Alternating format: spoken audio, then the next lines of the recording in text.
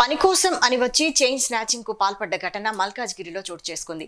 హనుమాన్పేటలో నివాసం ఉంటున్న లక్ష్మీకాంతం ఇంటికి నిన్న సాయంత్రం ఓ చిన్నారిని వెంటబెట్టుకుని దంపతులు వచ్చారు. ఇంట్లో ఏదైనా పని ఉంటే అక్కడే ఉండి చేసుకుంటామని లక్ష్మీకాంతకి తెలిపారు. ఆమె పని లేదని చెప్పగా చిన్నారికి దాహం అవుతోందని చెప్పి నీళ్లు తీసుకురావాల్సిందిగా కోరింది.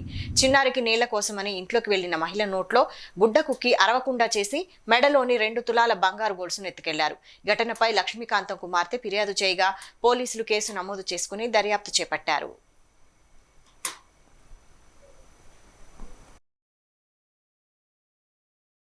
ఇప్పుడు ఏం చేశారు, వెళ్ళిపోమంటే వెళ్ళిపోతాం కానీ ఆ చిన్నపిల్ల మంచినీళ్ళు కావాలంటుంది, కొంచెం మంచినీళ్ళు ఇవ్వండమ్మా అన్నారు.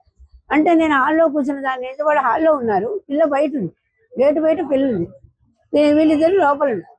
నేను అన్నా అసలు మంచినీళ్ళు ఇస్తాను ఉండండి అని అనేసరికి వాళ్ళు ఏం చేశారు, నేను ఫ్రిడ్జ్ దగ్గర వంటింట్లో ఫ్రిడ్జ్ ఉంది, అక్కడికి వెళ్ళాను. అక్కడికి వెళ్ళి మంచినీళ్ళు సీసా తీద్దాం అనుకుంటున్నాను.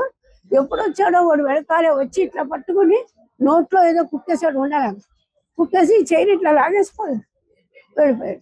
బయట గొళ్ళెం పెట్టేశాడు.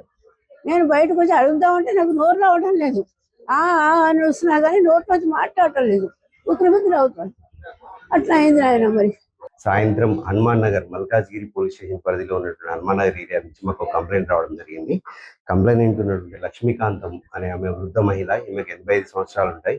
ఈమె ఒంటరిగా ఇంట్లో ఉంటుండగా ఉన్న రోజు నిన్న సాయంత్రం ఒక జంట ఫ్యామిలీ వాళ్ళు ఇంట్లోకి వచ్చి పని కావాలి అని చెప్పేసి ఇంట్లో పని కోసం అని వచ్చి అడిగి, ఆ తర్వాత ఆమె ఒంటరిగా ఉన్నది గమనించి అందులో ఉన్నటువంటి మగ మనిషి వాళ్ళని తన ఫ్యామిలీని కిందికి పంపించేసి ఈ మహిళతో మంచినీళ్ళు కావాలి అని చెప్పేసి లోపలికి వెళ్ళి, ఆమె లోపలికి వెళ్ళగానే చూసి లోపలికి వెళ్ళి ఆమెతో పాటు వెనుకగా వెళ్ళి గట్టిగా నోరు మూసి ఆమె మెడలో ఉన్నటువంటి తులంన్నర బంగారం చైన్ని లాక్కొని పోవడం జరిగింది.